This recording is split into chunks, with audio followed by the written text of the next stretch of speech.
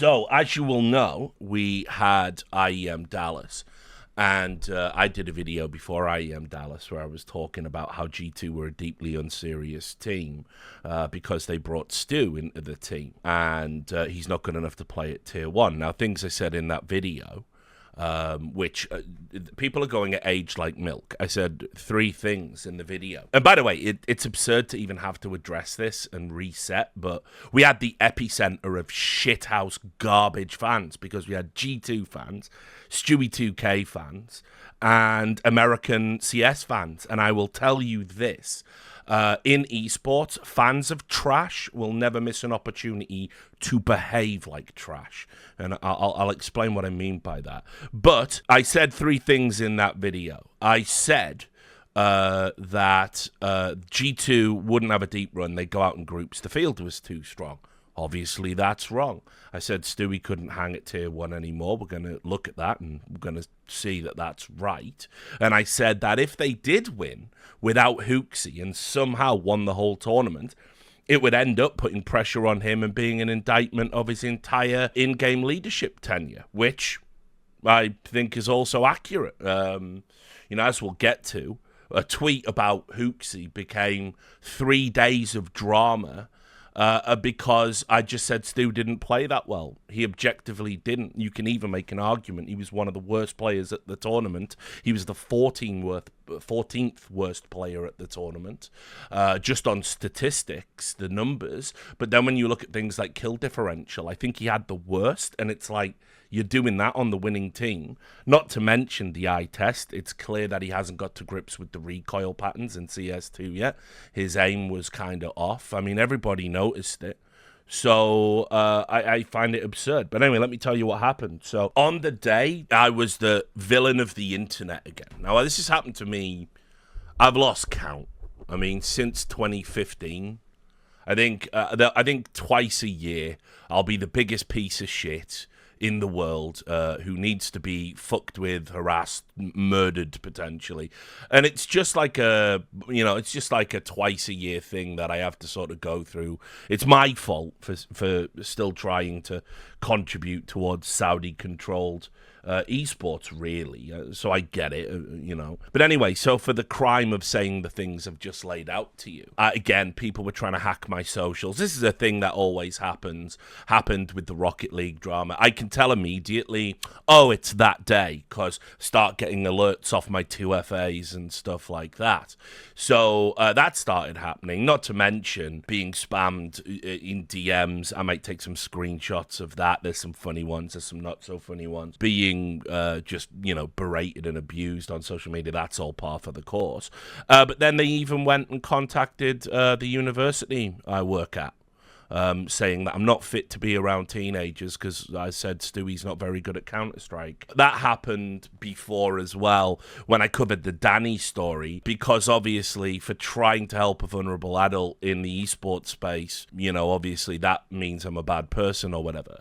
So, I mean, listen, that is kind of what's been going on the past 3-4 days. You decide if that's reasonable for saying Stewie 2K's not very good at CS2. Now, without any further ado, let's talk about why Stewie 2K isn't very good at CS2. And then we'll talk about all of the surrounding drama with what a sort of fucking, milquetoast opinion that should actually be. So I want to just, first of all, point out the reason I consider it an indictment on Hooksy's tenure is the Stewcels, the people who be Hooksing, the Giga Chad fans, they all turned around and said, when I was criticizing Hooksy, saying he doesn't contribute anything, he's playing below a 0.9 level as an IGL, very rarely contributes fragging, and I don't think his calls are that good. And everyone said, Richard, you don't know what you're talking about. You know nothing about Counter-Strike.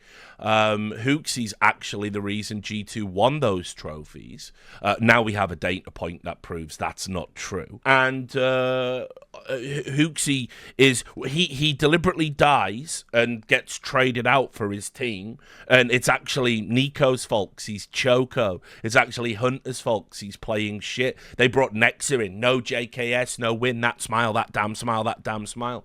I've heard all the arguments for Hooksy, And then going into this tournament, I said, actually, Hooksy is a better player than Stewie. And people were going, nah, I don't know about that. I'm like, no, he absolutely is.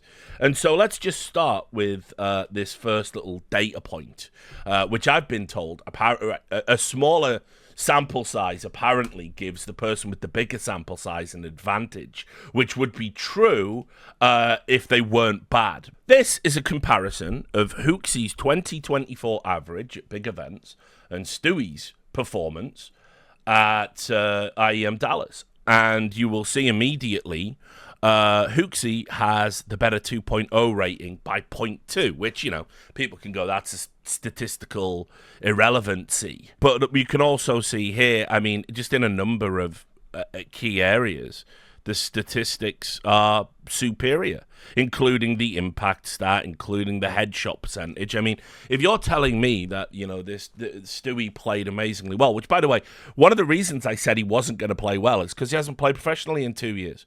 And once you fall into that NA streaming, pugging pipeline, you're done, you're toast. Like, coming back to tier 1 is very, very difficult because you pick up all the bad habits. You just sat there fucking, you know, blazed out your mind all day, just holding down W, running at people, mindlessly relying on aim to outfrag them, and mindlessly relying on teammates who were maybe former pros to do things that the average person in Premier wouldn't do, or the average person in Face It wouldn't do. So, I mean, listen, I that's why I said it. I had no expectation of Stewie to be good. Nobody should have expected Stewie to be good. Nobody should have expected G2 to win the tournament, which, by the way, you will notice all the people telling me to kill myself and saying I don't know anything about the game and contacting my employers and all this other crazy shit that's gone on these past few days. You will notice none of them predicted G2 to win, of course, because everybody had my opinion. It was the most vanilla opinion ever held. And so vanilla, by the way, when we get to the end of this segment, it's actually okay for everyone but me to say it, as I'll demonstrate. So anyway, you can see here, headshot percentage. I also heard, Stewie was an incredible entry fragger, right? And that's how they were using him. And so when you're an entry fragger, Richard, stats don't matter. Well, but Hooksy has the same opening kills per round stat. So what is it? Is Hooksy a great entry fragger as well? And they're using him correctly? Because you're saying that's what they did for Stu. So what I want you to think about is, why are the stats so similar between these two players, but they couldn't win? They couldn't win against weaker fields when Hooksy was in the team. Well, I would contend the biggest thing Stewie contributed was not being Hooksy and giving someone else a chance to call. And Nico called in this tournament, and not even Nexa, who's been in IGL. We had Nico Sports again, and maybe this is like part of the future of G2. Maybe that's just something that has to happen for G2 to be successful. But anyway, there you go. You can see here again the statistics all in chart form, just so it's easier to understand. And just from the eye test, Stewie missed some smokes and some flashes, some common flashes. Aim was off, spray was off. Didn't pass the eye test. Looked like a player that was very, very rusty for me. And so right here, we can just see that he was statistically virtually no different to Hooksy. Arguably, Hooksy would have been better. So, you know, I mean, and again, nothing wrong with that. That's not an indictment. I've even said quite a lot lately, I don't think Hooksy even is the problem in G2. Now, with this happening, I guess I have to go back the other way and go, oh, yeah, he was. He is the problem the whole time. Anyway, let me also just give you another data point, because what I love about it is statistics don't matter anymore, by the way, guys. So what you have to understand, in the mind of the Stewcel, statistics no longer matter. So HLTV top 20 doesn't matter.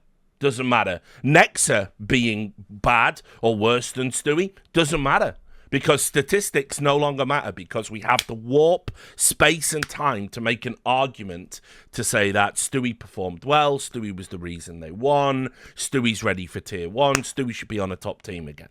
We're really doing this, and it's like, guys, you know, this is so fucking tedious. I would just I would just have more respect for everyone if you just said Stewie was formerly a great player, something I obviously acknowledge. I even said, by the way, in that same video, I said Stewie's like a future Hall of Famer. Maybe not first or second ballot, but he's going in the Hall of Fame. Somebody unironically replied in that video saying, what? Saying Stewie, someone who won a Grand Slam and a major, is a third ballot Hall of Famer. This guy doesn't know ball.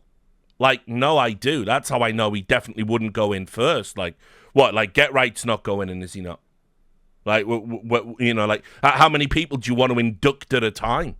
You know, and where were Stewie has at no point even been the best player in his region. So why would he be in first or second ballot for a Hall of Fame? But this is the kind of madness you have to buy into, because it's all about popularity. It's the reason why there's a front page thread today. Why is JKS still in free agency? It's the reason why there was a front page thread not that long ago. Wow, Config really should be on a top team. This is the lineup I would make. And it's like, you just admit you have some fucked up self-insert thing going on for these players, because you will let them do anything. You will let them do anything. You honestly, and forgive them. You will let Config make rape jokes. You'll let fucking, you'll let him cost Astralis a major. You'll let him get into fist fights and say, well, it sounds like he learned his lesson. Meanwhile, I'm castigated for what, we're coming up to 10 years now for acting in self-defense, when someone like Config, a fucking thug, tried to attack me. So, I don't know, guys. I think you just play favorites. I don't think you actually give a shit about what's right, what's wrong, who's good, who's bad, what's up, what's down. You don't care, right? You simply don't care about any of that. You just care about cheap narratives and which players you like best.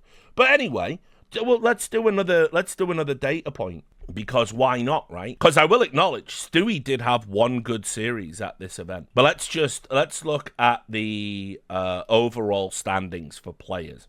And again, people are going to reply in this video saying, but this is all you do. You don't even watch the games. You just look at the stats. I mean, I even streamed myself watching some of the games. So I don't know what else I have to do. But yeah, I do watch the games, and I do believe stats matter.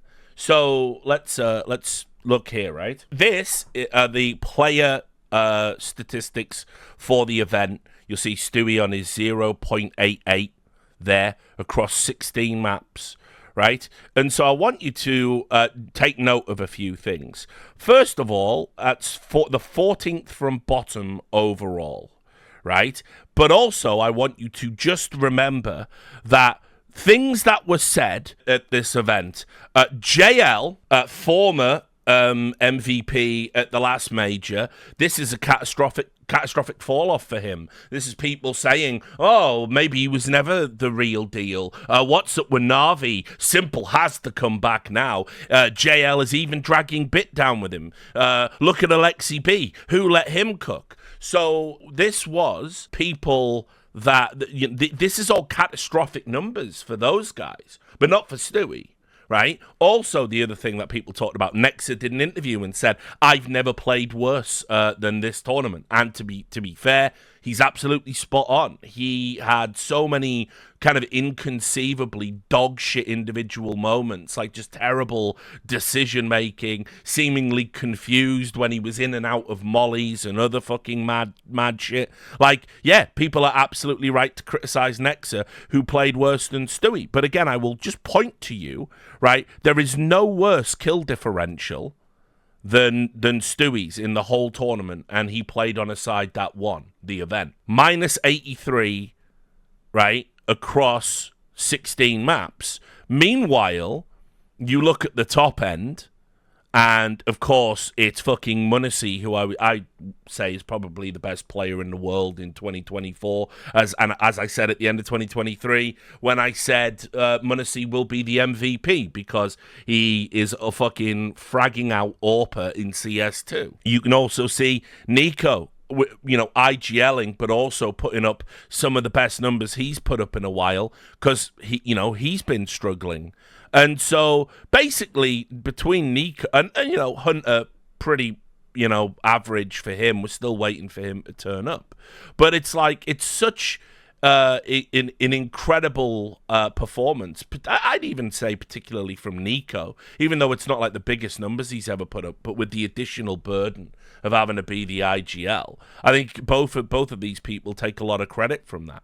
And so anyway, I want to just point out, right, that this, like, if we need to pretend this is good now, fine, like, okay, but keep that energy next time you're saying Nexus got to go, or JL's got to go, or what's happened to Malbs, or, you know, whoever it's going to be, right? Because that once you start getting down to this level, there's no jazzing it up and going, oh, but actually, you know, he was entry fragging, so it's okay. No, there really isn't anything you can do at this point. Carrigan is going to get told he played dog shit and he's got to go and he's holding FaZe back.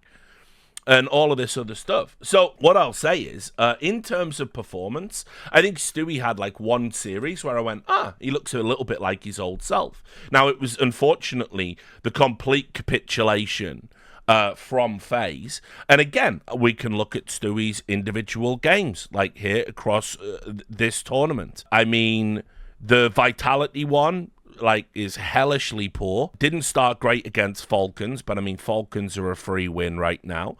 Had a pretty terrible nuke against Mouse, and you know, that's fine.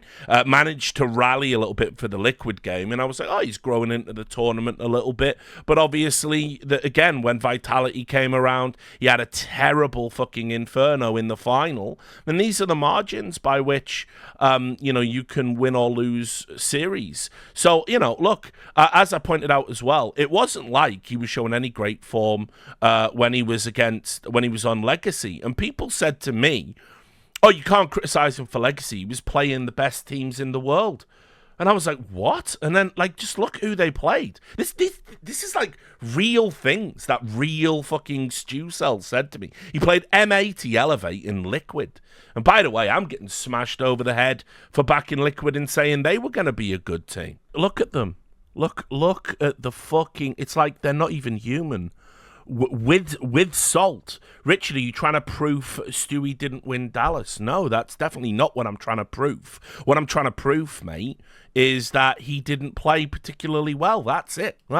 Which, by the way, just shouldn't be a surprise or a controversial fucking statement to make. So anyway, those are the numbers that we now have to pretend are good and are proof that Stewie deserves to be on a tier 1 team again. I knew how it was going to be, because over the course of the event, you were getting threads like this. After 2 maps, Stewie is the highest rated CT side player for G2. Are there any other sides you have to play, guys? Any other sides you have to play in Counter-Strike quite famously?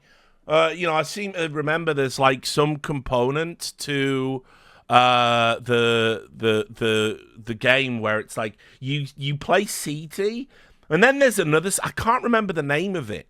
Do you have to play another side? And does it matter? Because, you know, oh, it's terrorist, but that's right. But I remember famously the thing about Counter-Strike is only counter-terrorist sides count, right? That's why it's called counter-terrorist. The terrorist side doesn't count at all. You don't even add up the numbers, right?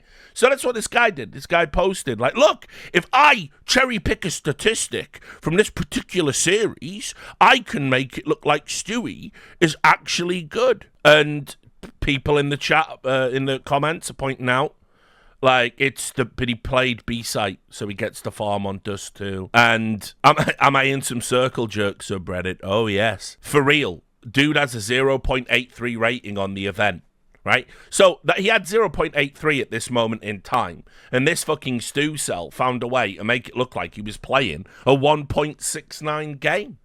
I was like, I don't know, fellas, like, this is fucking sad. Like, then there was this. Stewie purposefully missing the outside smoke on the last round to give Nico a kill. Name anybody else who can do that, I'll wait. Now, obviously, they're joking, although I don't think by the end of the stream you will consider the possibility that they weren't. You can see, was it an intentional missed smoke? So, I mean, this is the kind of stuff that I want to highlight, because it's like he's missing like elementary things that you need to do at like tier 1 Counter-Strike. It's just working out for them, because like Nico's playing well, Munici's playing well. They had good vibes. There's going to be lots of vibes talk in this. But this, I was looking at the comments for this, and I was just like, wow. And it was like, oh yeah, that spray transfer, chills, right? So there was plenty of that. Then there was this. Hopium aside, can GStew actually beat FaZe? We now know, of course, that they did. But, you know, look, a team with Munici and Nico can win any match. There's just too much talent. And it's like, okay, did Stewie contribute anything, mate? Because you're not worshipping at the feet of our new god, GStew, Stewie, the comeback kid. So, I mean, I don't know. It seems to me you're implying Stewie's not contributing, which I know is like a really bad thing to say. But again, hopium, right? There was this. This is probably the most pathetic of all of the threads that came out. Don't know about y'all, but Stewie in Dallas has reinvigorated my love for Pro CS.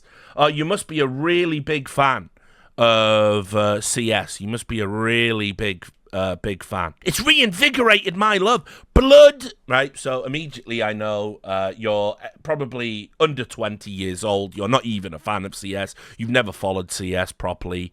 Blood comes back to CS after 2 years, and all of a sudden I feel this rush of love for CS. Now, what's happening there, mate, is your brain is diseased, and you have got swept up in a moment. You know, basically, you're the esports fan equivalent of all them morons leaning out their windows, banging pots and pans for fucking nurses during the pandemic. You know, you're a clap for carer fan. I just got just this feeling of just, it's so amazing. I feel good all of a sudden. Clap for the carers, clap for Stewie. You need a fucking carer, mate. That's the problem, right?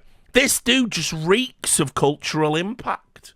And I fucking hope this tournament changes everything for him and somehow stays in the scene after this. I could be wrong, but didn't he say at some point he was the face of NACS? Damn, Stew, you're balling. Yeah, Stewie said a lot of stuff, which I can't help but notice. He just gets to get away with it. If anyone else said it, it would be a fucking big problem, of course. Then, in this chat, we just wish to have more strong personalities in the scene, don't we?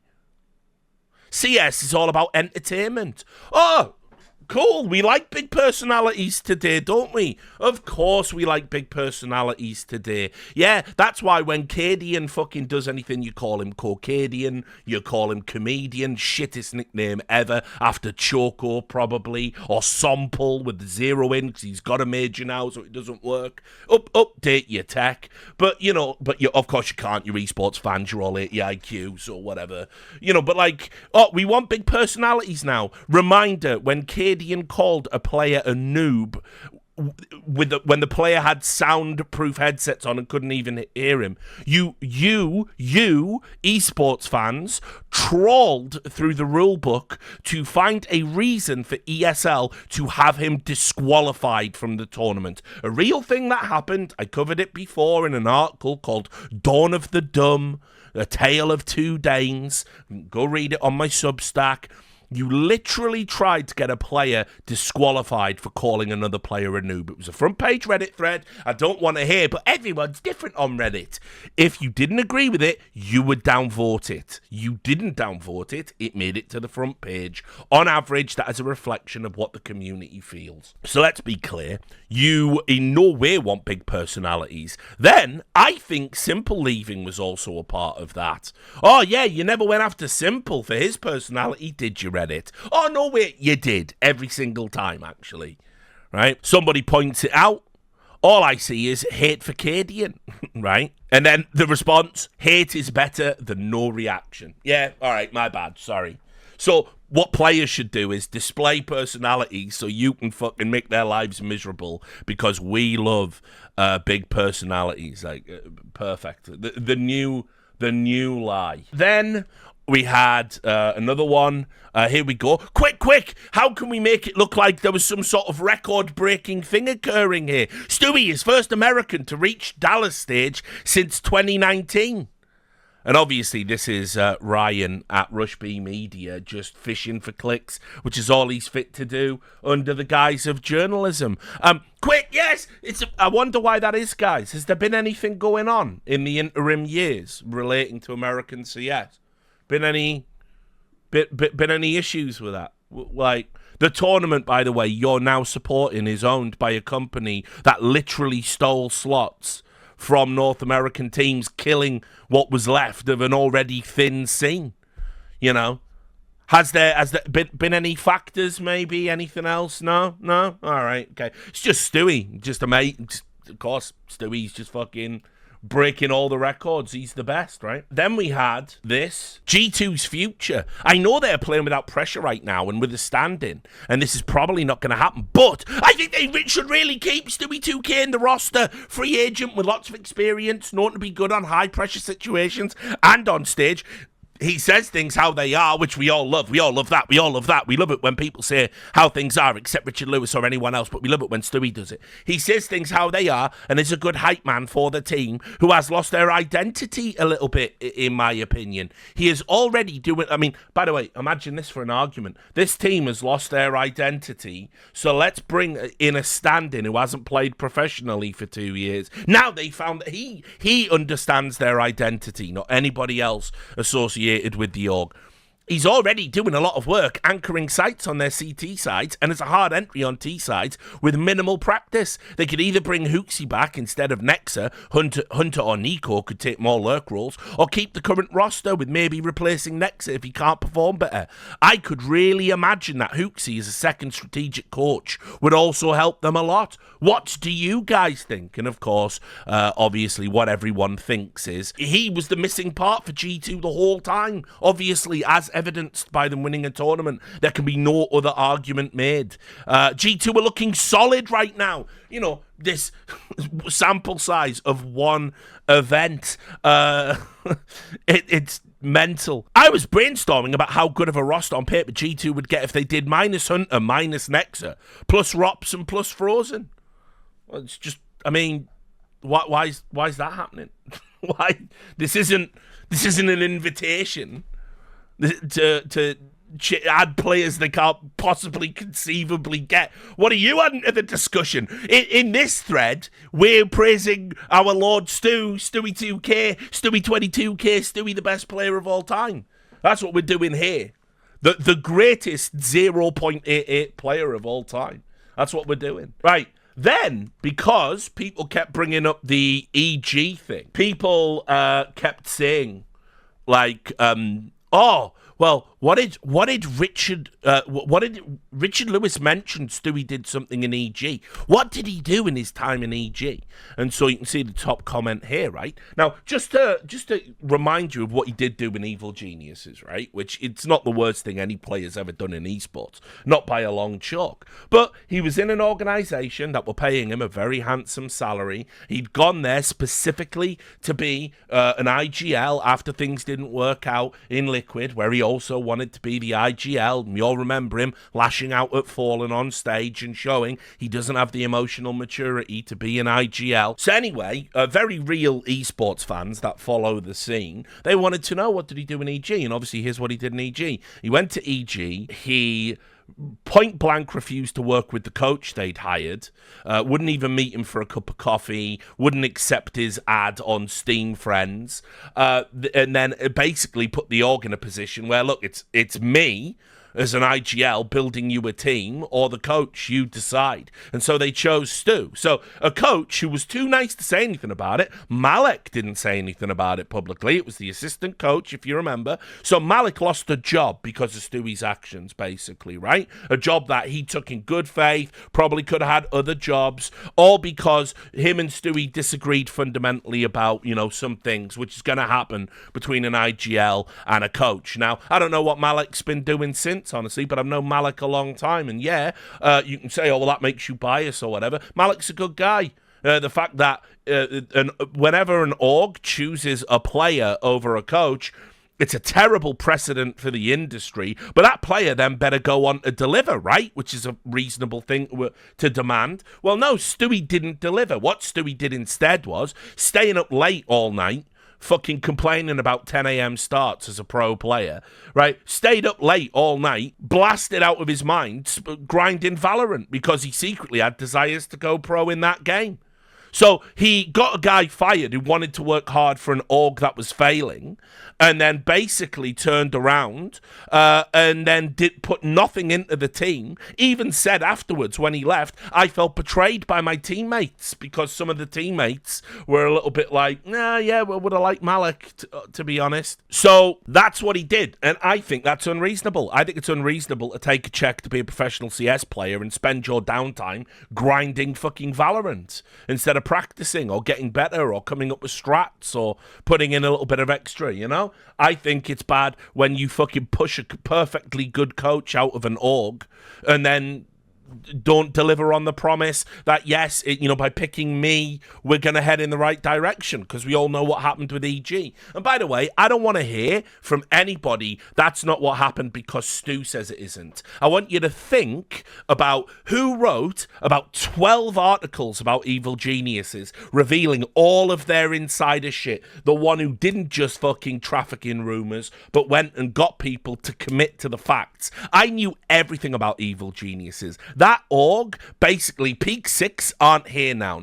Nicole Point Jameson aren't here now because of the reporting I did. If you think I don't know what was going on at Evil Geniuses, you're mad. And if you think what I am saying is in any way wrong, you're mad. You are crazy. They had no secrets from me whatsoever, which is why I was able to report the things that I did. But anyway, top comment, basically just a shit attitude, essentially refused to work with the coach. On day one, he and the coach apparently got in a spat, and the coach said, okay, listen, I get we had an argument, but let's move past it. Let's have a coffee and just talk about life and try to get to know each other since we're going to be working closely together. Stewie threw a hissy fit because he thinks relationships grow naturally, and Stewie doesn't know him like that. Those were the quotes, which kind of begs the question of how exactly relationships grow naturally if you refuse to talk to the other person. Aside from that, there was also some other stuff, like publicly saying that for him, the tournament was over as soon as they were out of the running for playoffs, which is an insanely disrespectful thing to say. You'll remember we did a video on that too. That is another thing that he did, where it was like they could still play for not last place, but Evil Genius, and by the way, their entire future could have hinged on the fact that they were going to get kicked out if they had 3 last places out of 4 seasons. And Stewie said that publicly. That's your leader. That's your great guy. That's your talismanic player. Anyway, along with that, there was him constantly saying that he's a winner and he'd do anything to win while losing at everything in CS, playing 10 games of Valorant per day and refusing to work with the coach. Overall, very unprofessional, right? And then people go, oh, damn, that was immature of him. I hope he's past that now. Oh, is that it then? Is that all he gets? Is that the criticism? And in this thread, you're gonna say, people are like, oh, they should forgive him. That was a long time ago. Like, here you go, perennial side character, mentalist, Black Dogs 22. There would be no fans left if every team had a coach air their dirty laundry publicly. The only source for information is a former assistant coach who didn't actually interact with Stu. It's a person who nobody knows and used this to create drama for clout. All your favourite teams have had issues like this, except they were professionals and didn't leak this shit for attention. Now this brain-dead echo chamber hates him for life. Clearly they don't hate him for life, as evidenced by all of the threads licking his ass for playing worse than Hooksy at a fucking competitive tournament. The heroic guys had a cheating coach. Yeah, that's not impacted on their reputation at all, has it? And hid the fact he did it. Do you see so much hate when KD and Ortez are brought up? Yes, absolutely, every single time, without fail. But anyway, so the good news is now Reddit also believes the statute of limitations on when you should be given total absolution and forgiveness, even for doing things that cost people their jobs, is 2 years? Less than 2 years? So listen, Reddit, I love that energy. Next time there's a hate thread about me, hate threads about me coming up. Let's totally forgive me for everything. It was all a long time ago, guys. I'm good now, right? Your rules, right? Do the same for every other controversial figure you've ever said anything about, right? Because it's a long time ago. Like, why are you even talking about that anymore, guys? Just let's just move on. I hope you can forgive, because you'll do it for players, evidently. Anyway, so let's do this. This was framed as a wholesome interview. All right, let's have a listen. Can I get you to stand up for a moment, my dude? Oh my God. You said, right, you were living through it, you were going through this all. Well, you've done more than that, mate. You've actually lifted the trophy. By the way, when did we start playing, like, saccharine music over these fucking interviews? Like, when did that happen? What even is this, guys? Can I get you to stand up for a moment, my dude? I gotta say as well, I didn't recognize Banks without him having a power fist smashing robots' heads in the Mojave Desert. Oh my God. You said, right, you were living through it, you were going through this all. Well, you've done more than that, mate. You've actually lifted the trophy. And what was it? The last trophy you won was Chicago, the last IM trophy in 2019. What does this one feel like? It's probably the best feeling ever. It's probably by far the best storyline I've had in my career. And I feel like I've been through hell for this shit, so I'm very grateful, I'm very thankful, honestly. When you say you've been through hell, what do you mean exactly? What do you mean, yeah? I mean, everyone goes through things. It has nothing to do with Counter-Strike, it has nothing to do with anyone. I think it's all in the head. I'm glad that I got to grow out of it, go in front of it. I didn't feel I was ready to come here, but the fact that it ended up this way, it was meant to be. It was meant to be. You definitely do belong here as well. And I just want to touch on this, right? I'm not too sure about that, James. Years ago, we were doing interviews, right, to where you are now. I feel like you've grown as a person. I see you hyping up the team and hyping up the rest of them when things were getting wrong. Do you think this is going to be the new and improved Stewie? Do you think now this success can take you on to where you want to go next? Do you want to be back? I wouldn't critique myself. Honestly, I'll let people critique me from the outside. I never really cared what the outside said, honestly, as long as the guys know what I did for them, that's all I really care about. I even said that coming around doesn't feel the same. Not the same as before, and not in a bad way, but it's almost like I don't even recognize myself if I were to see myself walk around here. But I think it's more focusing on myself and kind of getting the job done and making sure I'm 100% every game for the guys. Well, it's a beautiful story, man. Congratulations. Well done. So there you go. And obviously, listen, I'm somebody who has obviously criticised Stewie for having a terrible attitude, did all that coverage stuff. There's a video on my channel called "This Man Needs an Intervention," because that was when Stewie had done all of this stuff and basically turned around and said, "I don't give a fuck. I don't think I did anything wrong." And that was at a time as well, by the way. Remember, he attacked a journalist for writing an article praising him through the lens of, remember what an amazing talent he used to be? It's really a shame he's not that guy anymore. I mean, by the way, you're not that guy anymore. And it's your choices that have brought you to that point. You're not like old. You don't have to accept what you've chosen in place of being part of a professional team. You made all of those choices. And so when you say things like, listen, I went through hell, yeah, I don't know, probably Malik felt like he was going through hell. Probably people who had to deal with you, like, fucking cussing them out on stage in front of everybody, instead of just like, somberly dealing with it behind the scenes. Probably they felt, they were going through hell a little bit.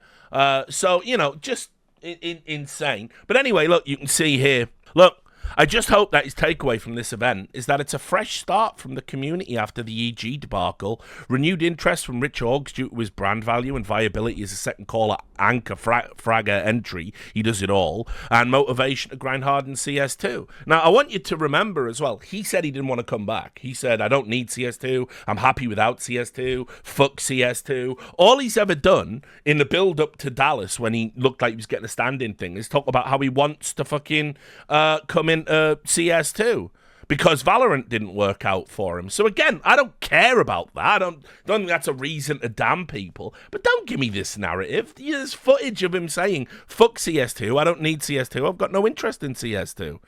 Right? The best to ever come out of NA, right? not true, objectively. This community, this is 500 updates, this community destroyed his mental health over a cup of coffee. That's what we did, apparently. He's hinting at it in this interview. You still have people in the community who hate his guts years later, which is wild to me. No matter how strong you are, it's hard to keep the noise out. The harassment he received even after he left CS was just embarrassing. Oh, okay. Interesting. Harassment bad, is it?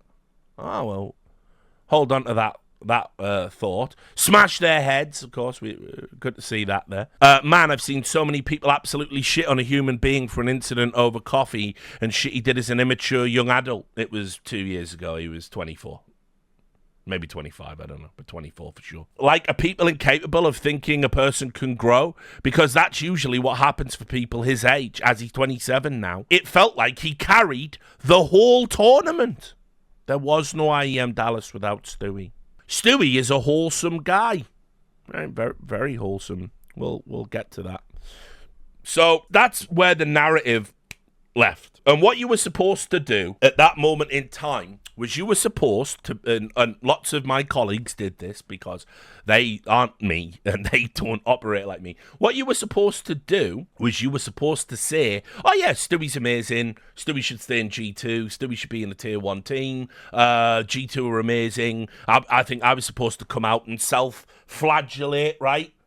Like, and fucking take a fucking, a flail and whip my back until ribbons of skin hung down like one of those shit blinds you had in the 80s. I think that's what I was supposed to do, actually, for having the temerity to express the opinion everyone else agreed with at the time. And so, anyway, just before we get into what comes next, I'll also just add, just other insane fucking things to say. There was this on HLTV. It's gone now, but you can see the title, Stewie as G2 coach. That if he can't play, maybe he could be the coach. That was the premise of that one. You're like, okay, brilliant. He's a fucking top coach now. He skipped all of that stuff, right? And so anyway, what I did was I was like, right, listen, don't need to tweet about Stewie, but, it's an interesting development for the space. So I did a tweet, and I'll show you the tweet that I did, and you can tell me if this is a controversial opinion, one worth contacting my university where I work at. You can decide if this is, like, me going too far, okay? Unfortunately, there's no other way to interpret G2's victory against the stacked field at a major tournament as an indictment on Hooksie's tactical approach to the game. Winning an event with a stand-in who played worse than him in all but one series should realistically be the end. Now, that is a tweet about Hooksie, right? And by the way, not even an outrageous thing to say. I even said in the video that everyone said, that aged like milk. I even said, if they win the event, I'm going to pivot to making it about Hooksie. I literally, in advance, said what I was going to do, right? So, that tweet, by the way, was still upsetting people, but then Stewie replied, because apparently he's grown so much as a player, he couldn't handle me saying a statistical fact about his performance, which is just madness. Like, I never understand why players catch feelings about that. Like, brother, we can see the numbers. We watch the games. Like, if you're one of those players, by the way, who is susceptible to fake praise, you got problems. Like, if that's what you listen to, because you have to understand, esports fans, they're trash. They don't know anything. They just know who they like, what they like. They don't know anything about the game. That's why analytical content never does well. That's why desk segments never do well when the weatherman screen comes out and the viewership drops off. They don't care. They don't care. They like to believe they know everything about the game, and anyone they don't like knows nothing. That's every esports fan in every game, right? So if they're fucking gobbling you and saying, oh, this is so good, you're the best, and you're listening to that, and that's informing where you're going. Meanwhile, we've got statistical data, eye test, all this other stuff. Like, how are you only going to let that into your brain? But players do it all the time. And so This is what he replied with. You're entitled to your own opinion, and I respect it. All right, well, shut the fuck up then. No need to reply. I am entitled to my opinion. And if you respect the fact I'm entitled to my opinion, no need to argue about it, is there? You just get on with your day. Maybe go out, pop a few corks. After all, you're the cock of the north, mate. You just won a tournament. But instead, taking time out of your celebrations to address somebody that didn't even criticize you except to point out a statistical fact. You're entitled to your own opinion. I respect it. I'll agree the performance wasn't on par. Oh, you even agree with me, right? Well, all the Stewcels can fuck off. Your God agrees with me, right? So good news. Even to my own expectations. But you actually don't know jack all about CS inside the server. Now, obviously, this is something players always love to say. Get right, said it. And by the way, I love Christopher. We've obviously known each other a long time. Great, firm friends. He regularly drops by the stream. But, listen, have I ever been a high-level professional? No. Have I ever been a high-level coach in CSGO? No. But I would put it this way. If the most decorated and successful journalist, who has also been an org owner, a team manager, a team coach, what else have I done? A commentator, an analyst, a host... All of that apparently means I know not. I can do all of those things, get to the top in 2 fields in esports in 1 game, and I can know nothing about the game. I know jack all on the server. So there you go. That's Stewie 2K's very respectful thoughts there. I just replied with this because it's not like, as I said, when pros do this, they know what they're doing. They know all their little gremlin fans are going to be in your shit for days, and they go, oh yeah, never had some narcissistic pro shoot this one at me before. Look at your career trajectory. Until today, Twitter dunks and streaming clips were what you chose over trophies. Completely fair comment, by the way. This is a guy who fucking made all these terrible choices because he believed he had to be the IGL, put himself in a corner, fucked over his teammates, fucked over coaches, sat there, thought he could go pro in Valorant, couldn't hang there neither, and then come back and only got an opportunity on G2 because of fucking nepotism, right? That's the only reason he even got picked up. It was a deeply unserious choice that had there not been a relationship there, it wouldn't have happened. And obviously it being in Dallas as well. If you're serious about a comeback, get your head right, unlike the shit you pulled in EG. Now remember, you just saw a clip of Stewie saying he's grown, he's got past it, he's going to be, he's got his mind right now, he doesn't recognize himself anymore. Oh, all right then, brother. Wow, we still talking about that? Fuck it, whatever, bro. You stay in that timeline. You win. Could care less what you think. Mate, I don't know how to break it to you, Stewie. I don't know if that Zaza is that fucking good. But here's a fact for you. You're in that fucking timeline, you dickhead. That's why you're not on a team. That's why you're a stand-in for fucking G2 playing 0.88. You're not in the timeline you should be in, which is you should be on a top team like Liquid, winning fucking trophies, making a positive contribution. We're in the same timeline, you mad bastard. Don't you get it? And I want you to do better. This is the other mad thing, because he went on a stream and talked about it. He doesn't understand the criticism that I've given him is because I want to sing with a good Stewie 2K in it, not some washed 1 foot in streaming, 1 foot in Valorant. I don't want that. I don't want that timeline, but that very much is the one that we're in. And people don't get it. People simply don't get that. Because unfortunately, one thing American pros always have is just too many fucking people just licking their ass. And by the way, I like the guy, consider him a friend too. Freakazoid is a nightmare for this. Freakazoid is the guy who says yeah, ignore everybody else, you're the best, bro, trying to gas up his homies. But sometimes you gotta tell your fucking homies you're making bad choices, you're doing bad things, this is a bad idea, saying that is bad, attacking that journalist is bad, trying to go pro in Valorant, very bad. Sometimes you need somebody to just keep it real with you. Now, look, I don't have that kind of relationship with Stu. I always thought he was a good kid, and we've talked in the past. He even said that in saying, oh, I respect him. We've had conversations in the past. Because, listen, this was a guy who, by the way, was really, really talented, but he didn't have a lot of support from his family. Didn't have, and honestly, got accused of cheating by everyone when he first came into the scene. I was one of the guys who stood up for him. I even pushed back against my friends like Mo and said he's not a cheat. You'll see. Wrote an article about him when he went to Cloud9 from Splice, saying he's going to be a prodigious talent and he's in the right place to develop it because Cloud9 has a history of that. That's all historical fact. It's a matter of public record. You can all go look into it. And when I got the chance to meet him in Boston and we were talking about our lives, and I was just saying just keep your head right, just keep your fucking mind right, stay focused, because the more success you acquire,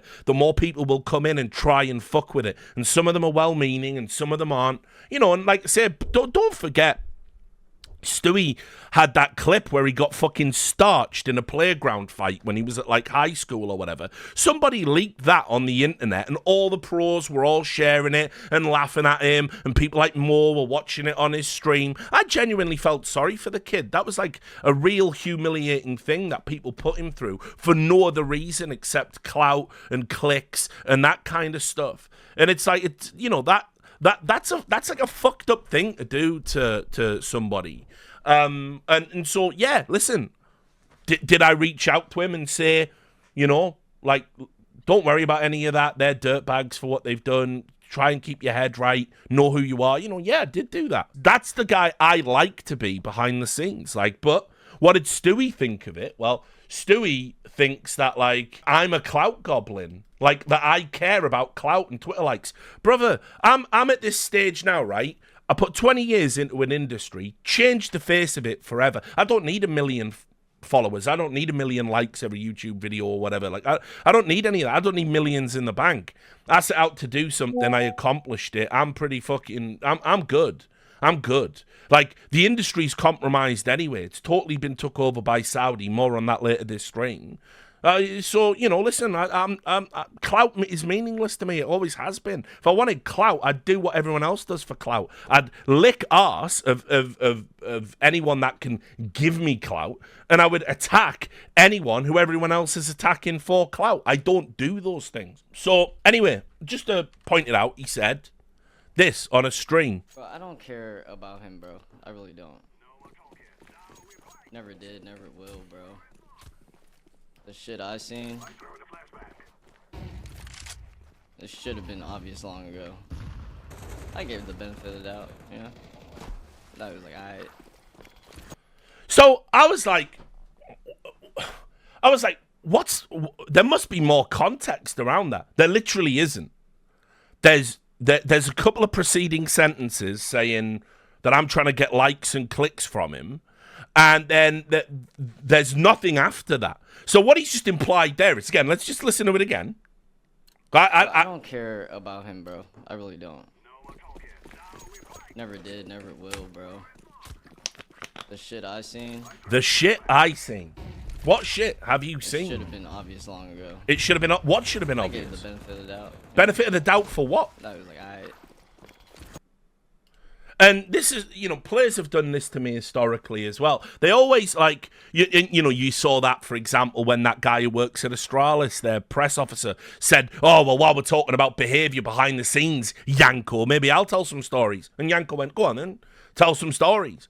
And the guy went, well, no, I'm not going to. And Yanko went, no, you got my blessing, please, tell all the stories. And the guy went, there are no stories. And it's what they do is they try and imply you've done something really, really bad. And they've seen it, and they know about it, and they gave you the benefit of the doubt, but they shouldn't. And by the way, I had a ton of people accusing me, they were filling in that gap.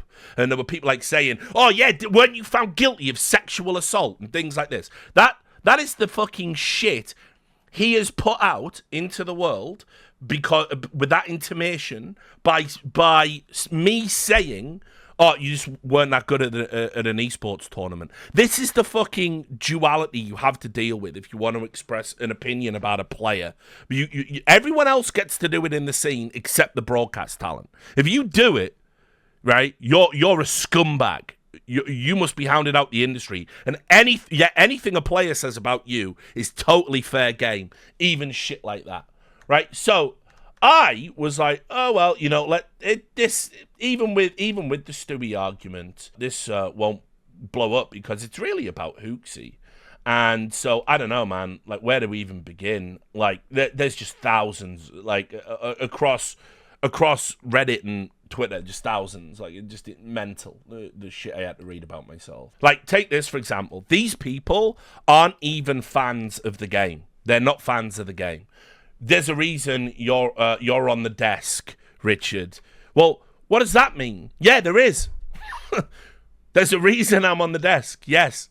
Yeah, to talk about the game and the players in it, right? Yeah, that's the exact reason, right? What does that even mean? There was this. I mean, people invented things I didn't even say. Yeah, they were super upset Stu was playing with them. No impact.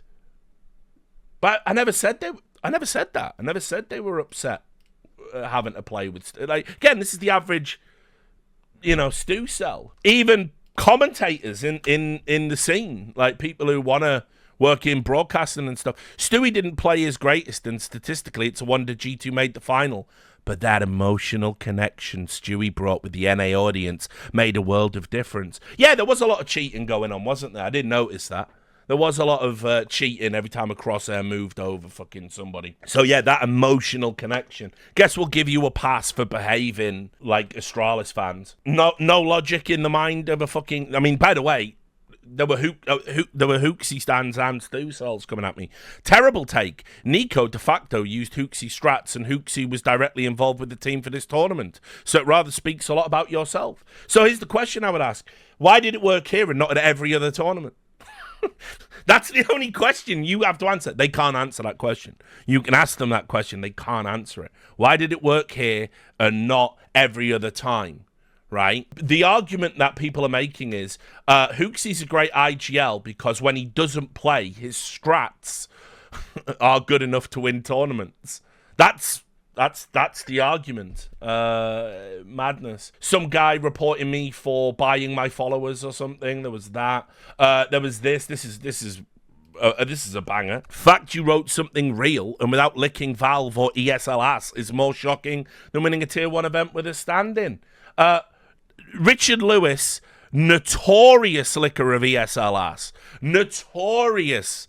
Known for that. Known ESL shill. Like, it's what I mean. These people aren't even fans of the fucking games. Like, they don't know what they're talking about. I always love this argument, right? How many majors have you won? How many trophies have you got? How many trophies have you got, you fucking moronic fucking dickhead? You've got none. You've got the same as me. So why is your opinion and criticism sacrosanct but mine not? How can you not understand this? This is the simplest logical coherence ever to grasp. Like, but they can't do it. This is what I mean. It's like maybe there was like some sort of AI got introduced into esports and that's all the fans are.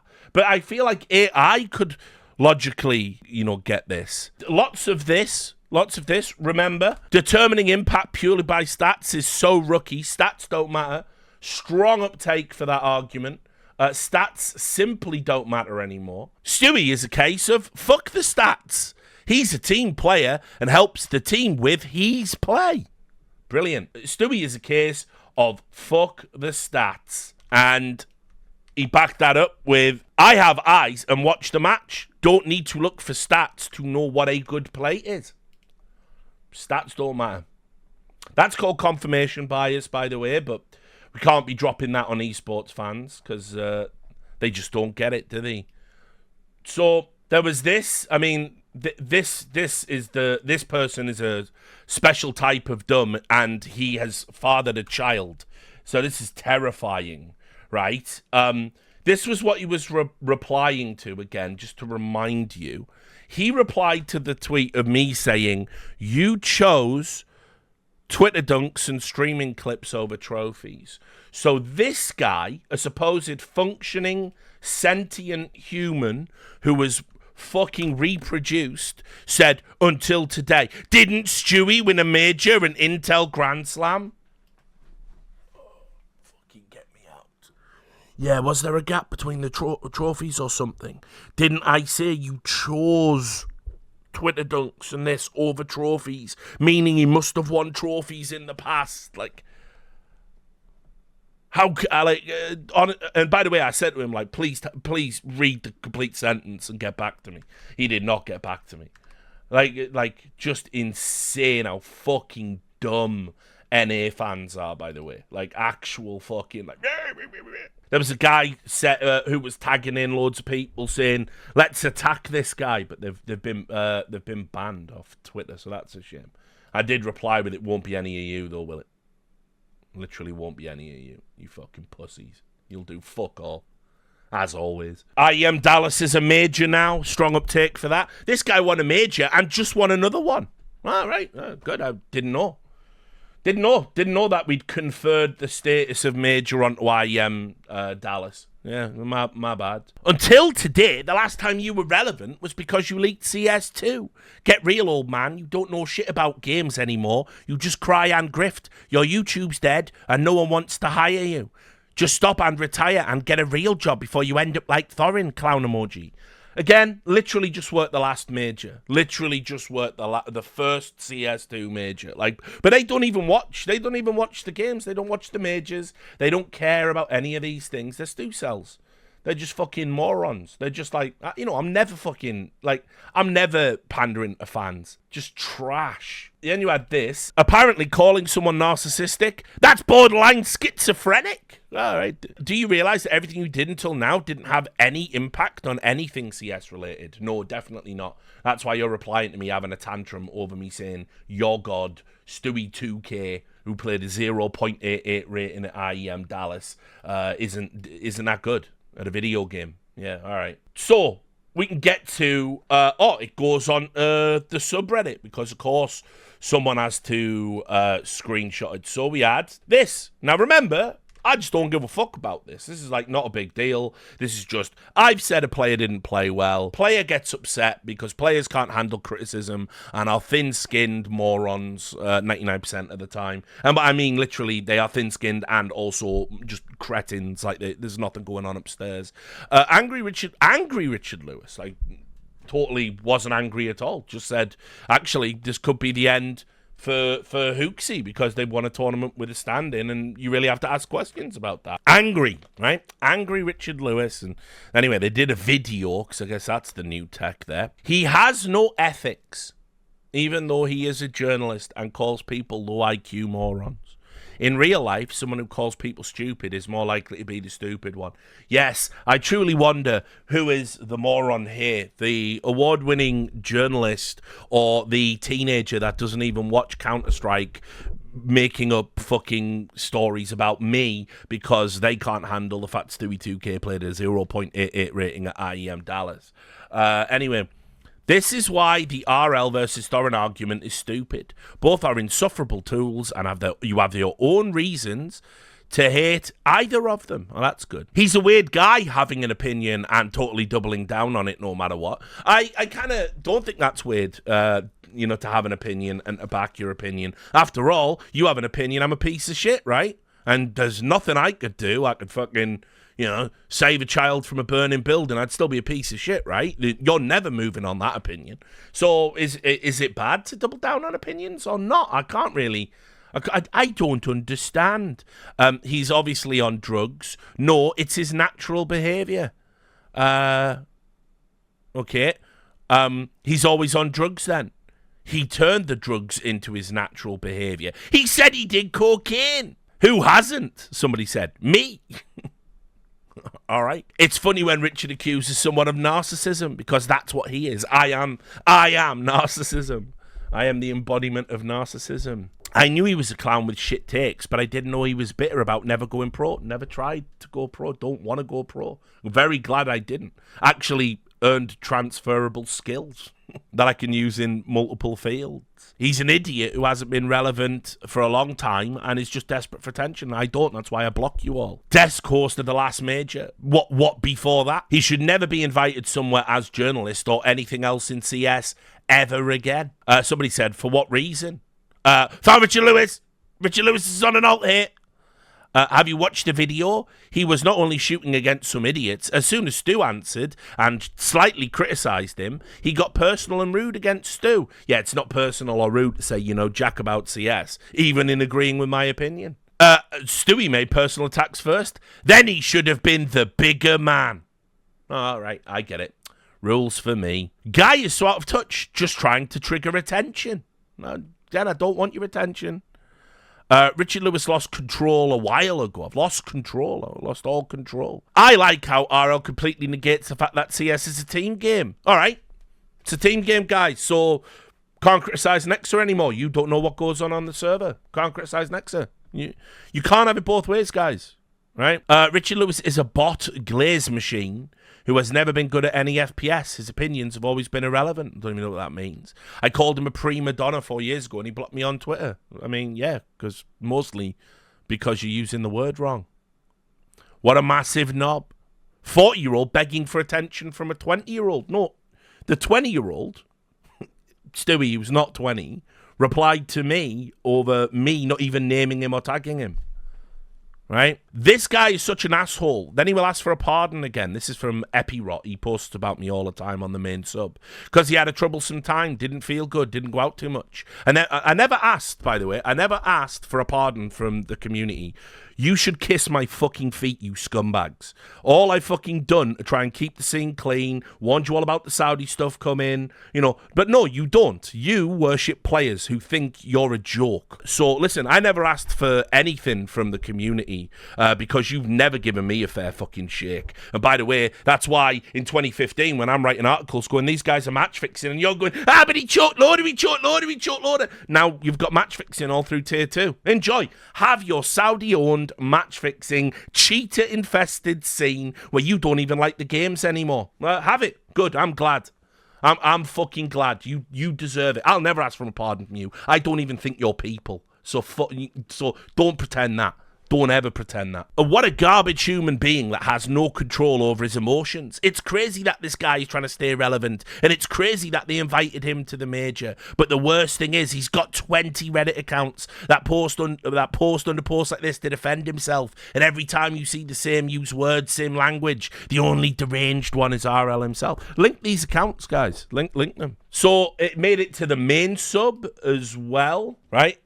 This was this got locked immediately once they'd allowed 200 comments or 137 comments of abuse. What Stew did during his tenure on EG was bad, but I don't think anyone's denying that. People in this thread are acting like he murdered someone. You can learn and grow from your past mistakes, unless you're Richard Lewis. Now, whether he did or not, only time will tell. But I'd like to give Stewie the benefit of the doubt. Right? RL is incapable of making a point on Twitter without putting multiple people down. Yeah, but the point, unfortunately, was I don't think Hooksy should keep his job after this.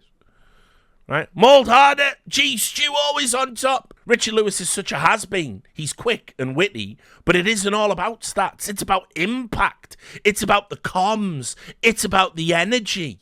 Okay, well, again, let's follow your logic, right? JKS had shit comms and shit energy, and that's why they brought Nexa in. So if it's all about that, you can't fucking lick his ass anymore, guy. You've got to pick a fucking lane.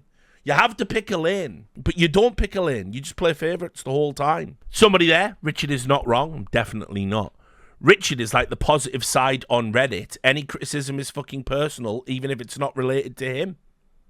Don't know what that means. Richard can't be happy for someone winning a trophy. What? Is there a rule? Do I have to be happy? Like, for people winning tournaments? Do I have to?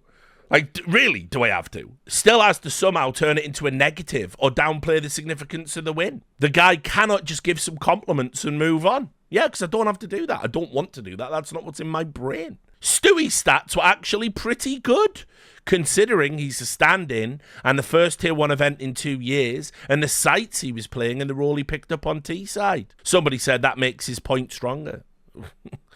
Which it does. You agree with me, you fucking moron. Richard needed to wait a day before saying this. Give Stew some time to process everything. All right, my bad. I have to fucking schedule my tweets around Stewie's feelings. My bad. It was too soon. It's too soon. Truly pointing out Stewie played a 0.88 rating at IEM Dallas. It's like, the 9/11 of Counter-Strike, isn't it? You can't point that out. You have to wait 10 years before you point it out. People giving Stew shit for things that happened 2 years ago is crazy. I agree. Try 10 years, guys. Try 10 years. There were a few people down here that agreed, but all downvoted. And then this one, Richard Lewis is a mod at Vax sucks. I mean, I just don't know. So, fortunately, it got upvoted even after it was locked, so it was the #1 thread. And it will do for a while now. The other thing that happens when you get fandoms, which are just mental illness factories, essentially, when you get fandoms that just obsess over you over this, it bleeds into everything else you do. So all the other work that I do now will be downvoted or have negative comments in, or Stewie2K, the Stewcels will turn up and be talking about this. And so that already happened. There was this, the ESL Face It group of business partners were simple. What does that mean? Obviously, it was massively downvoted, heavily. And there's Epirot again. Fucking brain rot, mate. That's what your name should fucking be. But there was this. Look, I don't like this kind of I say it, but I do it anyway type of pandering self-criticism. It's basically saying that all criticism of him is that. So that means none that he doesn't agree with can be legitimate, as opposed to just saying things that acknowledge the possibility of differences of opinion while presenting his view that didn't undermine one's view or mean that you don't want others to also believe it. That sentence has just fucking broke my brain. This comment here and the 26 underneath it, which have all been removed, this comment said, Richard Lewis tweeted that he is pro-genocide. And so new law dropped here. Richard Lewis is pro-genocide, is what he tweeted it. And then somebody said, what did he tweet? And he said, after he linked to something about Gaza and said, what do you think they meant by never again? And apparently I tweeted that. Right? What do you think we meant by never again? So I'm Jewish again. Shalom. I'm Jewish again and pro-genocide, obviously. Known for that. Now, obviously, I've never tweeted that. And somebody replied saying, I've done a search. He's never even said those words. And then the guy turned around and said, oh, no, he liked tweets. Bro, you will fucking find me liking tweets from all over the political spectrum, because I do a political podcast and streams where I talk about, and this was that, and this was that, and this side's wrong because they said that, and this side's wrong. So in other words, I probably may have, I don't even know because I don't remember the tweet, have liked a tweet which had that on it, and that means I tweeted, I love genocide me, right? So fucking Mazel Tov, L'chaim, Richard Jewish is back again. What has this got to do about Simple and Face It? Oh, I don't know. But I upset Stewie2K fans, so I'm a piece of shit, and I'm pro fucking genocide, obviously. Vid looks ass. Can anyone sum it up? That's the state of every thread that pertains to my work for the next 3 to 4 months, I would say, based on past experience. What else? Oh, yeah. Can't leave HLTV out of the fucking of the party, obviously. Richard Lewis and Stew beef. Now, there is no beef, Stew, here. There is no beef, right? I am a pundit. I talk about players in the scene. It is my right to do that. It is their right to even get upset about it and clap back if they want to. I don't mind that. That's fine. That's all in the purview. That's normal. It's not beef, is it? I don't really give a fuck. You know, the only reason I'm even doing this as a stream is to show how freakishly abnormal you are. Not me. You, the esports fans, the Stewcels, the lunatics that are writing, emailing a university, right? And I've got a good idea who that might be, because I'm going to show you some more tweets in a moment after this. But Richard Lewis, Stew Beef. Richard Lewis dumb or what? Still living in past? I'm the one living in the past, not all the people that worship Stewie 0.88. We all saw how Stew contributed. Like him as a journalist, but as per usual, his Twitter personality is that of a man-child. That blocks everything that disagrees with him. Yes, if you insult me, I'm going to block you. Can't believe we're doing this. Both are stupid, but R. Lewis makes no sense. Richard is an ignorant, envious human being. Can't just be happy that a stand-in lifted the trophy and can't admit he actually had a lot of impact. Richard was being a clown once again. Turns out he blocked me for no reason. We got that one in. Tick that off your bingo cards. RL is beyond seething. Because Stewie won once again. Who gives a fuck about the rating? Yeah, cool. Let's not. Stats have never shown the real picture, aka entry fragging and being a sacrifice. Richard has also been told that by pros 100 times because it's true. Yeah, it's weird, isn't it? The only metric we have for measuring how good pros are, pros tell you that metric doesn't work. Isn't that almost as if pros have a vested interest of making themselves immune from criticism? And I say, if you truly believe that, then HLTV should be a dead website. They offer nothing. The stats are meaningless, guys. You said it, right? Their awards mean nothing. Their top 20 players mean nothing, right? But it's weird because whenever you want to say, like, oh, kick this guy, the first thing you'll do is link to an HLTV page. So do they matter or don't they? Trying to stay relevant. He's acting like a dramatic drag queen. Maybe you should consider the pros all have a point. RL is legit bipolar on Twitter. There are two types of analysts. Those who have actually been pro and can talk about team dynamics, etc. and not be waffling. And those who don't and can only talk from a tactical perspective. Well, they both sound like good analysts to me. I love Richard, but I've always found it weird how he actually never plays the game, yet talks about what the community wants. RL is back to the caster graveyard again. Not even a caster. RL is a complete moron. He's worse than Thorin, a self-righteous prick. Stewie was actually very mature in that conversation. RL is a parasite that leeches off players' efforts and success. That's me.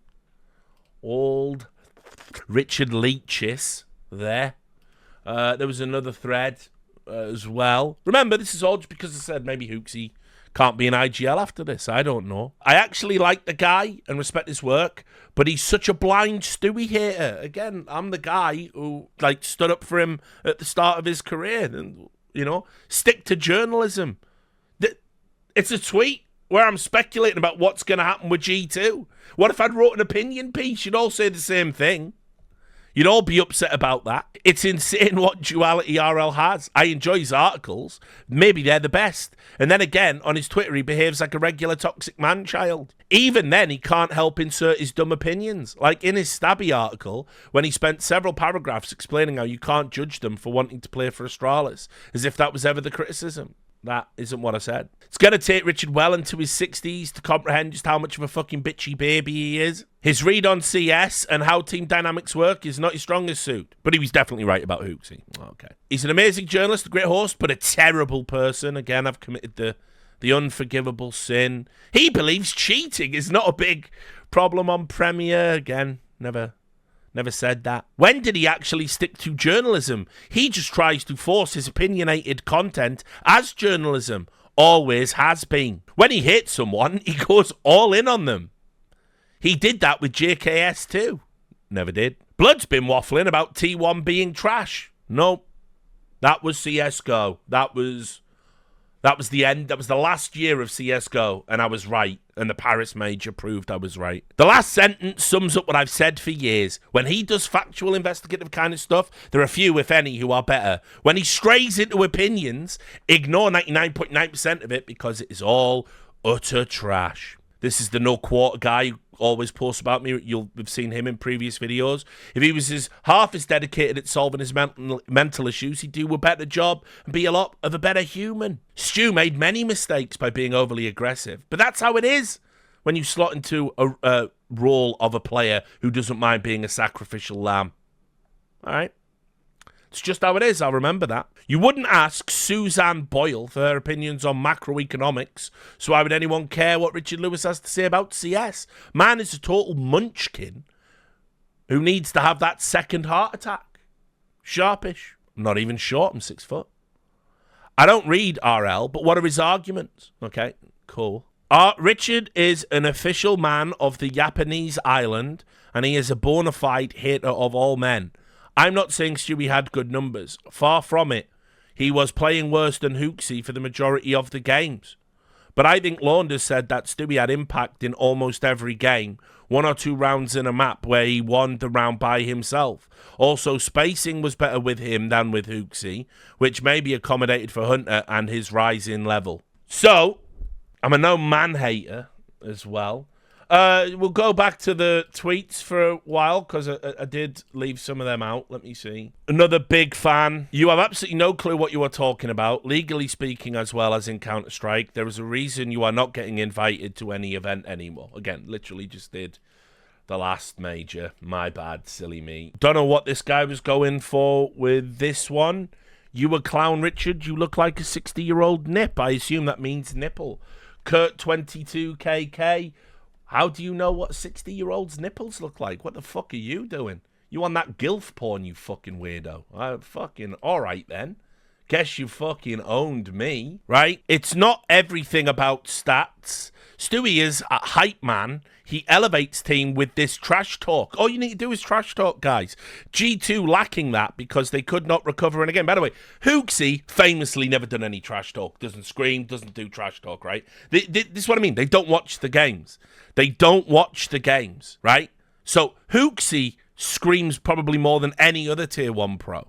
To the point where he's been criticised for it. But no, they were lacking trash talk and Stewie brought it. That G2 lacking that because they could not recover in a games where they were up, but suddenly everything goes wrong. I don't know. That's just fucking all over the place, isn't it? Like, just fucking unbelievable. This was probably one of the guys that contacted the university. So just to show you, I'm not talking out my arse. Dude froths at the mouth anytime a potential argument can happen on Twitter. Wonder how embarrassed his students would feel knowing the man-child online persona. Hide him behind a professional mask. All my students, if they follow esports, know who I am and know that I clap people on Twitter. So yeah, I'm pretty sure not a problem. Oh yeah, this was it. This was the one that got deleted and the person got banned.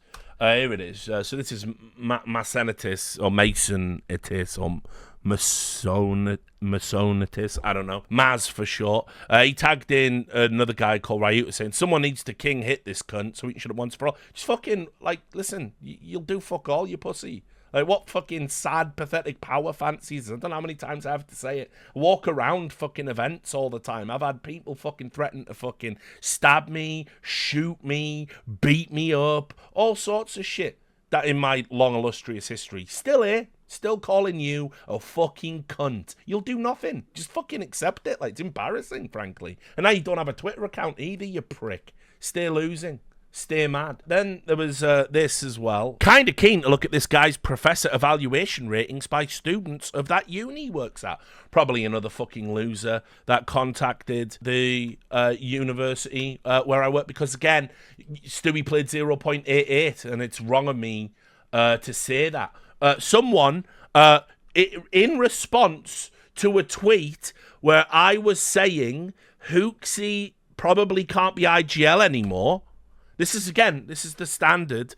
Yeah, let me know when you're done sucking Hooksy's dick.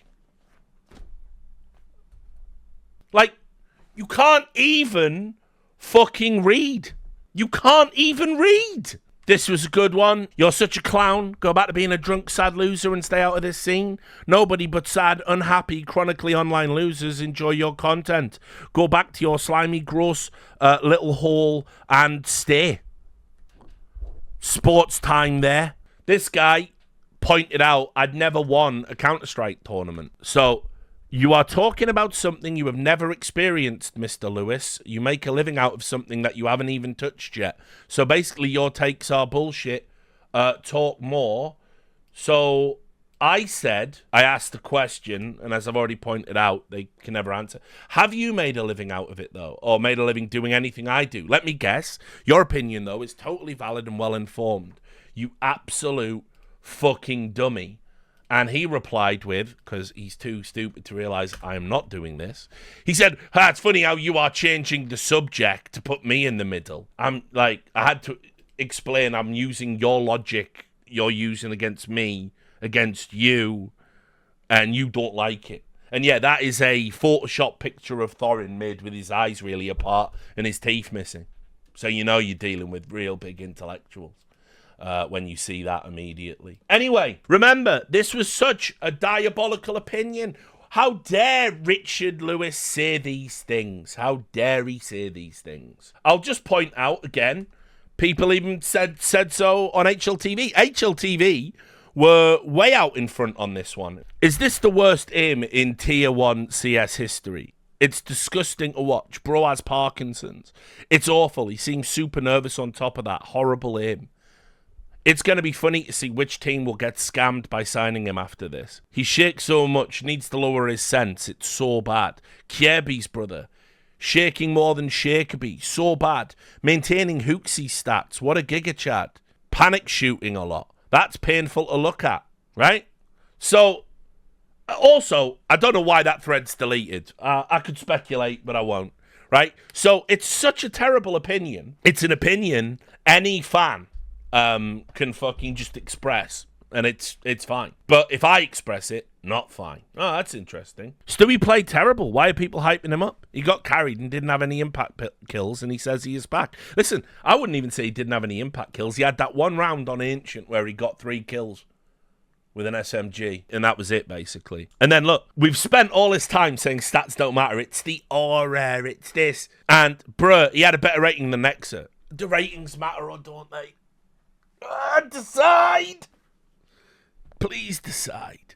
You can see it. Bro was throwing 4 smokes in spawn and was the one entering in the same round. Multiple times his role was to literally just hold W and be a decoy.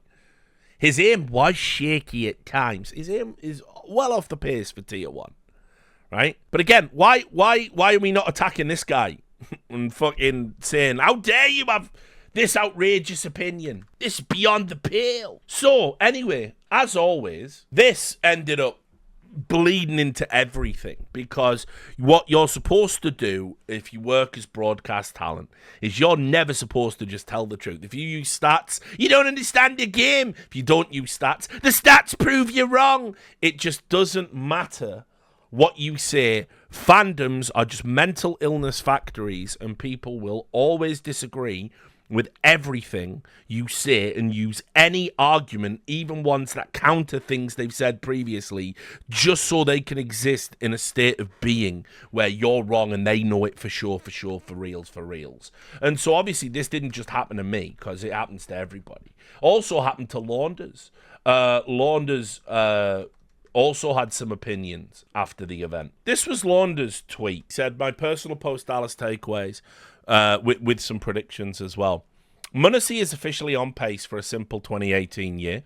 Donk finally showed weakness, even though his team has been showing it since Copenhagen versus FaZe. Ziwu now has not only has to not only make a grand final of a Tier 1 arena event, but win it, being dominant to be back in the top 1 2024 conversation. Mouse are a glass number 1 because they haven't beaten FaZe on stage. Getting grouped will be remembered as an anomaly. Stewie will have an impact on the narrative about stats and winning. He was statistically hooksy, but had a big late game moment in almost every map and had way better spacing in the entry pack. Also, Nexa was so heavy. This year, right, all I can think about is choking, Ziwu and Spirit, frauds, Na'Vi G2 with Nexa, Spirit and Ziwu, and star players who should be consistently better, Electronic, Shiro, Yakind, Arcadian, Spinks, and Immer, will be doing a news video today, right? Now, again, I think that's all just valid opinions, right? Like, what even is so bad about that? How could anybody take issue with it? Well, that was her response. It's okay. Your CS knowledge is just not that deep to understand. Now, this is Owner Pixel's interviewer, I say Dona, I think, and I've been told that is the right way to pronounce it. It's not just Dona Pixel saying it in a silly voice or whatever. But Dona, you know, you've seen her, right? This was her response. She says, it's okay, your CS knowledge is just not that deep to understand what's happening on a server and how every part participates to a win, even if a player has a bad tournament. See you in London, right? And again, I'm just going to say, I do believe she's dating Nexa. Spoiler, you fucking someone doesn't give you any insight into what happens on the server as well, nor does listening to your partner when they come home whining about what a tough day they've had at work on the server. So, you know, like, you can't have it both ways. You can't play the fucking cards of saying, oh, you don't understand it because, you know, but I do. Like, what are you? You're like, what? Like, an interviewer? Like, what have you done in fucking CS that gives you a high-level understanding, right? And then somebody said if it was a random Twitter user, it makes sense. But it's Launders. I think he knows way, way, way more what goes on. No, he really doesn't. A lot of people in esports and many pros think Launders has the worst takes and is very superficial to little CS knowledge. He needs to talk shit to stay relevant. Like, this is somebody, like, she's talking like a fucking Reddit or Twitter pleb. Do you understand how embarrassing that is for, like, somebody that, like, by the way, when she came to the last major, their interview their interview room was right next to our green room, and she was pulling people in. Well, you know what I mean? I hope all the talent fucking just blank you for this, because you've just shown your true colors here. Like, you're just a Reddit/Twitter pleb, and your opinions are trash. Anyway, he needs to talk shit to stay relevant. It's the only way he gets appreciation from the toxic part of the community. And he said, I just decided I'll always be honest, even if I like people, Nexa included, great guy. If players take it personally, it's up to them. My only allegiance is to the fans, which is the exact correct thing to say. Nexa doesn't talk about you. Cool. It's me who is just tired of you always trying to find someone to pick on. Your last post about Nexa was also negative when he had one bad match during a decent tournament. You cherry-pick the negatives for some players but barely mention good things.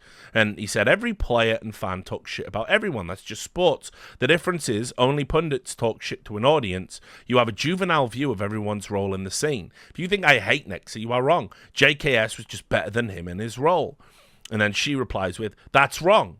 JKS is a good player, but he had more freedom and space in his roles. You can't compare two players if one was a star lurk and the other semi-lurk with support duties. It's not exactly the same role on the server and rating-wise across the season. It's not a big difference. Well, I mean, this is the shit that, again, this is the shit people invent. Star lurk is a thing now. Star lurk and semi-lurk. And so, even if you take this is the shit morons will do. Even if you take a player and you put them in the same roles that another player occupied and you hired them on that basis, the roles are different because we want him to throw more flashbangs. So, yeah, he's not a star lurker. He's just a semi-lurker. Launders comes back and said, I couldn't tell you what Nexa anchoring CT Inferno has to do with his T-side lurk positions. Also, did you notice that G2 have to ban Mirage since playing with Nexa because they don't have JKS as an A anchor? G2 won 3 S-tier events with JKS within 12 months. And again, that's also a random assumption without having background info. Mirage ban had nothing to do with their side, but with team feeling off on the map at this time. As you can see, it's not their permaban anymore. So, do you think their feeling could be informed by anything that's happening on the server? Apparently not. No, they just didn't like the map. That was it. And also, just to throw this in, Launders also said, no offense, but what the hell do you know about CS, right? Which is valid. And she came back with this. More than you, 100%. Enjoy creating your whole persona about being an ugly hater. Now, again, I'll just put this out there. If Launders had said about anything female personality in the space, you're an ugly hater. It's Thorin 2 Electric Boogaloo. He would be getting absolutely lambasted. He'd have to apologize. People would call it sexist. He'd have to fucking apologize. People would be saying, don't invite him to events. He'd have to apologize again, endlessly. But this, it just thrown out apropos of nothing. So it's like I said, it's one of the most pathetic things I've ever seen. And particularly when you know Launders' background, how he, used to play to a decent level in NA. He was really big on the movement scene, people who do surf and all of that. He's been feeding stuff back to Valve about how to actually fix the game and make the movement better in CS2. He's obviously done a YouTube channel that used to do demo review, which was very successful. He's been a coach. He's an elite level color commentator by any stripe. It's like how anybody can fucking be upset. And to Launders' credit, because he's such a fucking G, he just replied with ugly, because he ain't, is he? Ugly. Now, he did address it in a video, and usually I don't play Launders' stuff because you should be subscribed and just watching it anyway. But I'll just play you kind of what he said about this, because I think it's relevant. Well, this was going to be a relatively wholesome video where I talked about my Dallas takeaways and predictions for the future, the esports scene, Counter-Strike, and then Donna had to get up all in my Twitter. All right, so now we got to talk about that, unfortunately. So this started with a take about Nexa. Nexa, I said, was also so heavy when it came to the G2 run at Dallas, where Stewie was obviously not great statistically, but he had big moments. And I said, Nexa, he didn't have good moments and he wasn't statistically that good. If you disagree with that, if you disagree with me on that, let's talk. Donna says, it's okay, your CS knowledge is just not that deep to understand what's happening on a server and how every part participates to win even as a player in a bad tournament, see you in London.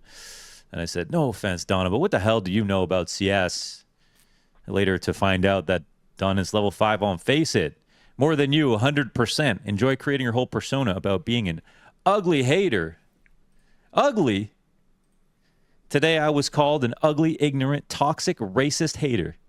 And I was like, ugly? Nah, you've crossed a line. Donna, level 5 on Face It. Are you even allowed to download demos? Can you even spell demo UI, Donna? The knowledge doesn't come in the ring, okay, Donna? So I've been in the game 10 years, made a tutorial for every bit of movement mechanics. I've taught pro players how to do movement. I've been watching demos for 10 years through CSGO, CS2. I just ran a local LAN. I've won a local LAN. I played ESEA main. I was Stewie's last IGL before he went pro. And then I stopped when I started casting. Donna, I know talking is free, but I don't think you came out of this looking great, okay? Anyways, she accuses me of being toxic while calling me ugly and unknowledgeable, superficial knowledge on CS. Okay. Have fun with that. It's like, put it this way, I've known Launders a long time. I think what he does by couching when he calls himself a hater and, like hate maxing and all this stuff, he's actually sort of front loading, saying, yeah, this might be hyperbole. And I think that's like a kind of good way to, do it, because then how can you be angry about it? He's even acknowledging, yeah, like I'm hate maxing and blah, blah, blah. So, yeah, it's kind of crazy. I don't know why Dust wants me to link this tweet. It ain't that fire, bruv. But all right, Launders has likely forgotten more about CS than you'll know. Only one person who has a clear bias isn't Launders. You're making something personal that isn't due to your bias. I mean, it's just not that good. It's like a 4 out of 10, maybe not even that clapback, but fair enough. There you go. So anyway, Launders is like a sweetheart. He's so fucking, again, he's so like vanilla, like never says anything insanely controversial. But this is the state of it, you see, because the fans are fucking just infants. And every time we as broadcast talent try and bring a little bit of spice, a little bit of entertainment, you know, to the proceedings, everybody gets, you know, all the fans get super upset. You can't do this. And it's like, by the way, when it's other, like, broadcast talent doing it, just because of personal relationships, yeah, fuck it, man. Like, I hope the talent just don't do interviews with her then. Next time you're walking past our green room and you go, hey, want to jump on Own a Pixel stream, universal, no, from everyone. In fact, I'll even say, what the fuck are you doing in our green room? Right? So, because you can't treat people like that. It's like ridiculous to sort of lash out, call somebody fucking ugly and impugn their reputation. None of it based in facts. And you're coming out with shit like Star and Semi-Lurk. Like, I have to fucking... Like I have to fucking listen to your garbage. So, anyway, Pimp also had to weigh in. Because, again, this is all stemming from just the Stew stuff. And this is Jacob, and he made a good point here. He said, being a broadcast talent in Counter-Strike is no joke, and I can imagine it's the exact same thing in other sports titles. Let me invite you into my mind on a slow Monday night, the major final, Copenhagen 2024. After having praised Na'Vi for winning the major in Copenhagen for 25 minutes straight, Arlo was asked a very relevant question to the desk panel. Are we seeing the beginning of a new dynasty, or is this an anomaly by Na'Vi? My answer is in the video below, and here it is. For this Na'Vi team. No one can take away what happened tonight for Na'Vi. No one can take away this feeling of them crowning themselves as a major champion. Alexi B standing on the desk celebrating. But if you answer me, or sorry, if you ask me and you want my truth answer, no, I don't think it's going to be a dynasty of Na'Vi. And no, I don't think it's going to be a team that right now have everything they need in order to win trophies back to back to back to back. It's a team that definitely are in the conversation for the playoff. It's also a team where I think there are certain things within it that I don't necessarily like. In this tournament, I can't put a finger on it. It's fair enough, they win it. We're not going to downplay that by saying it on the desk, but I would be highly surprised if Na'Vi is a top 5 team within the next 6 months. Ooh, oh, that's spicy. No, Now, that take has aged brilliantly, by the way. He was totally right. They're not. They're struggling right now. We're back to having discussions about whether Simples should come back and whether or not he's going to rescue them. And it's long after, right? We've praised the event. We've done the trophy lift. We're just getting ready for our sign-offs. And realistically, like, what you want to do at the end of a desk segment is you do want to look a little bit out to the future, because the assumption is we're going to come back and we're going to be talking about that future, you know, then. So we've got the moment. We're going to end with, like, some highlights anyway. So let's do, like, a little bit of back and forth just to set up future events, get the fans interested in the cohesive narrative. That's my thought process in asking that question. It goes on to say, how dare Pimp say X, Y, and Z when they just won the major? Get this guy out of here, shit analyst. That was on the Reddit front page. This is probably the greatest example I can give you of how incredibly hard it is sometimes to work as broadcast talent within Counter-Strike. You can do no right by everyone. The nuances are many, and you have to understand the context of the situation. Na'Vi just won the major. It was a big surprise, and all their fans / the team itself are over the moon. So for us to answer a question like that with dignity, it puts us in a very hard place. And this is the thing that everybody does in the broadcast space. You divide yourself into two groups of talent. There's the talent that are going to say things like, oh, this player played bad. You know, I thought this player was heavy. I would change this player. I would make this roster move. Or you would have the other type who just say, well, Na'Vi have won and we'll see what happens next. They're a really good team. Maybe they will have a dynasty and I don't want to upset. So once you do that, you know, it's like there's no point in you even being on the desk. And, you know, the Dota talent all do this. It's one of the reasons why their desks are pretty bland, in my opinion. Nobody wants to get upset. No one wants to upset the subreddit, rather, and get lit up. It's just crazy. Anyway, and then Pimp recognizes this and he says the easy route is not to directly address the situation and just keep on praising Na'Vi. It takes nothing to get away with that, and the Na'Vi fans will love you for it. You don't have to say it's going to be a new dynasty. Just don't address it and leave people with a feeling it may be. Or the hard way, for me at least, is to ignore that in the moment, to take a step out of the echoed celebration chamber and answer truthfully what I believe in. It may turn out to be right. It may turn out to be wrong. That's completely besides the point. I'm being paid to do my job as a professional, not as a fanboy. And that's what a lot of fans can't accept. They just don't get it.